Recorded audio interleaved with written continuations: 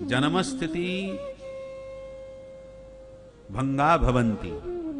हम उस परमेश्वर का ध्यान करते हैं जिसके द्वारा इस जगत का जन्म हुआ, स्थिति रही और अंत में उसी में विलीन हो गया। जन्माद्यस्य यतः, ये सूत्र है। वेदों में जो बात बहुत विस्तार से बताई गई है, व्यास जी महाराज ने ब्रह्म सूत्र में उस विस्तार से कही हुई बात को छोटे से शब्दों में सूत्र रूप में कह दिया है। उसी का नाम ब्रह्म सूत्र है। सूत्र का मतलब होता है संक्षिप्त समास। अब मंत्रों में यतो वा इमानि भूतानि जायन्ते येन जातानि जीवन्ति यत् संप्रविशन्ति तद ब्रह्म। तो वेदों में जो लंबी चौड़ी ये मंत्रों में बात कही गई, जन्माद्यस्य यतः, इतने में वो सारी बात आ गई। इसलिए ब्रह्म सूत्र है। तो हम उस परमात्मा का ध्यान करते हैं जिसने जगत को बनाया, उसका पालन किया और अपने में ही अंत में विलीन कर लेता है। किसी ने कहा तो क्या सांख्यों की प्रकृति का ध्यान कर रहे हैं आप? व्यास जी कहते नहीं, प्रकृति तो जड़ है, उसका ध्यान नहीं कर रहे। तो अभिज्ञः स्वराट, जो सर्वज्ञ है, परम चैतन्य है, स्वप्रकाश है, उस परमेश्वर का ध्यान कर रहे हैं। तो किसी ने कहा तो क्या आप हिरण्यगर्भ का ध्यान कर रहे हैं, ब्रह्मा जी का? क्योंकि वेदों में वर्णन है, ये लक्षण ब्रह्मा जी में घट रहा है। हिरण्यगर्भः समवर्तताग्रे भूतस्य जातः पतरेक आसीत् सदाधार पृथ्वीं द्यामुदयमां कस्मै देवाय हविखा विधेम। इस मंत्र के अनुसार हिरण्यगर्भ के द्वारा समस्त भूत प्राणियों का जन्म हुआ। तो क्या आप उसी ब्रह्मा जी का ध्यान कर रहे? बोले ना ना ना, हम ब्रह्मा जी का ध्यान नहीं कर रहे।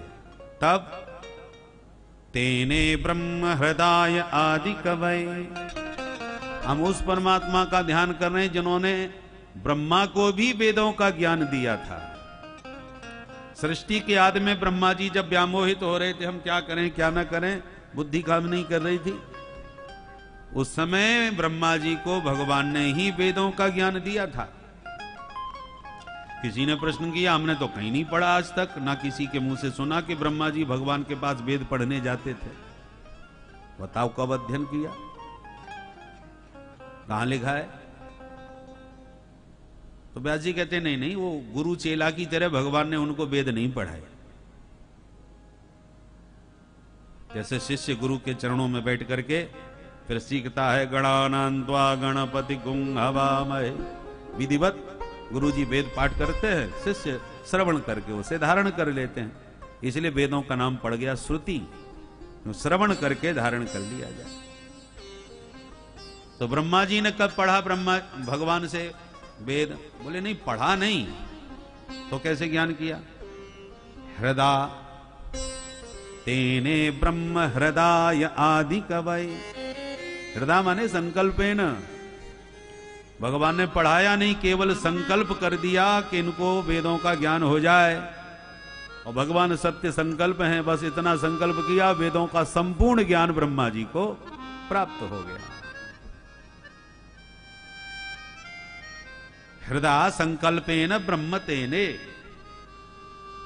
भगवान ने अपने संकल्प से ही ब्रह्मा जी को संपूर्ण वेदों का बोध करा दिया। जबकि वेदों के मूल तात्पर्य को जानने में मुह्यन्ति यत सूरयः, सूरयः विद्वांसः यत्र मुह्यन्ति मोहं प्राप्नुवन्ति। वेद भगवान कहते कुछ हैं, उसका मतलब कुछ और ही होता है, परोक्षवादी हैं।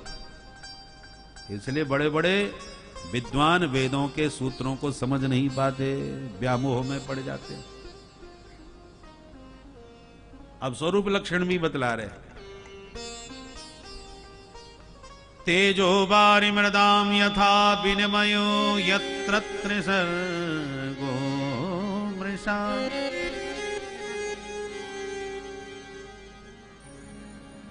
ये सारा जगत सत्यवत प्रतीत होता है जिस सत्ता के प्रभाव से।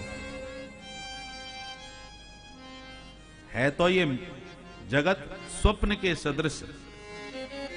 सपना सब झूठा होता है, पर जब तक आंख बंद है तब तक तो सच्चा लगता है। जागने के बाद पता चलता है कि सब झूठा था। जागे बिन दुख दूर न होई, जो सपने सिर काटे कोई। सपने में यदि कोई सिर काट रहा है और आप चिल्ला रहे हो बचाओ बचाओ, मर गया मर गया, भयंकर कष्ट भी हो रहा है, कष्ट की अनुभूति भी होती है, दर्द का अनुभव होता है, परंतु वो कितना भी सुरक्षित कमरे में सो रहा हो, कितनी भी सुरक्षा के मध्य हो, और उसका वह स्वप्न का जो कष्ट है वो कब दूर होगा? जब कोई उसे जगा देगा। अरे क्या हो गया भाई, क्यों चिल्ला रहा है? जहां झक्की खुली, आंख खुली तो सारा कष्ट दूर। तो जागे बिन दुख दूर न होई, जगाना ही उसका कष्ट दूर करना है। ऐसे ही ये सारा संसार भले ही स्वप्नवत है, मिथ्या है, परंतु दृष्टांत देते हैं किस प्रकार से? बोले तेजो बारी मृदाम यथा। जैसे आप सड़क पर जा रहे हो तो कभी कभी प्रखर सूर्य की किरणों के प्रभाव से सड़क पर आपको पानी भरा जैसा नजर आता है, जबकि पानी की बूंद भी नहीं है, बस सूर्य की किरणों की तीक्ष्ण साथे उसमें वारी का दर्शन होने लगता है। इसको कहते हैं मृग तृष्णा, मृग मरीचिका। पानी न होने पर भी दिख रहा है मरुस्थल में, उसी प्रकार जगत न होने पर भी भासता है। तेजो बारी मृदाम यथा विनिमय। बोले बाबा भी अपना अनुभव कह रहे हैं भवानी से। भवानी, अब तक के भजन का और शास्त्रों के चिंतन का एक ही सार हमने निकाला। क्या? उमा कहूं मैं अनुभव अपना, उमा कहूं मैं अनुभव अपना, उमा कहूं मैं अनुभव अपना, उमा कहूं मैं। क्या है अनुभव आपका बाबा? सत हरि भजन जगत सब सपना, सत हरि भजन जगत सब सपना, सत हरि भजन जगत सब सपना, सत हरि भजन जगत सब सपना। ये सारा जगत सपना है। अपना तो केवल वही बांके बिहारी है, वही सत है। ब्रह्म सत्यम जगन मिथ्या। ये भोले बाबा का अपना निज अनुभव है जो भवानी को बताया। तो तेजो बारी मृदाम यथा विनिमयो यत्र त्रिशर्गो मृषा। त्रिशर्ग ये त्रिगुणात्मक जो संसार प्रपंच है, सत्व रज तम से बना हुआ, ये सच्चा जैसा लगता है नहीं। तो धामना स्वेन सदा निरस्त कुहकम। जिस दिन आपको आपकी आंख खुल जाएगी उसी दिन ये भ्रम टूट जाएगा, ये सपना छूट जाएगा, इसके मिथ्यात्व का बोध हो जाएगा। निरस्त कुहकम, कपट रूप जो जाल है वो समाप्त हो जाएगा। ये जादू का खेल है। जादूगर जब जादू दिखाता है मंच पर तो रुमाल में से तमाम रुपया बरसा देता है, किसी का गर्दन काट करके फिर दोबारा जोड़ देता है, किसी के कान में से रुपया निकाल देता है। कैसी कैसी चमत्कार दिखाता है। देखने वाले को सच्चा भी लगता है, लोगों की आंखें फटी रह जाती। कमाल कर दिया भाई। पर जो आप देख रहे हैं उसमें कुछ भी सच्चाई नहीं है, ये सब हाथ की सफाई है। तो दृष्टिर बंद कर लेता है, सबकी आंखों को अपने बस में कर लेता है, फिर वो जो दिखाना चाहता है हम वही देखने लगते हैं। यही इंद्रजाल है जादूगर का, जो न होने पर भी हमको दिख रहा है। जो रुपया बरसा रहा था मंच पर, वही खेल खत्म हो जाने के बाद दर्शकों से भी झोली पसार के मांगता है, कुछ देते जाओ। अरे इतने बरसाए थे, थोड़ा और बरसा लेते, अब मांगते क्यों हो? बोले ऐसे बरसाने लग जाते फिर तो कहना ही क्या था। बरसाते हुए हम तुम्हें दिखते तो हैं, परंतु वास्तविकता ये नहीं है। ऐसे नोटों की बरसात नहीं होती, ये सच्चाई नहीं है। तो फिर सच्चाई क्या है? यदि कोई हाथ धो के पीछे पड़ जाए कि हमें बताओ ये तुमने कैसे किया, तो जादूगर कहेगा पहले जमूड़ा बनो, चेला बनो हमारे, तब बताएंगे आपको।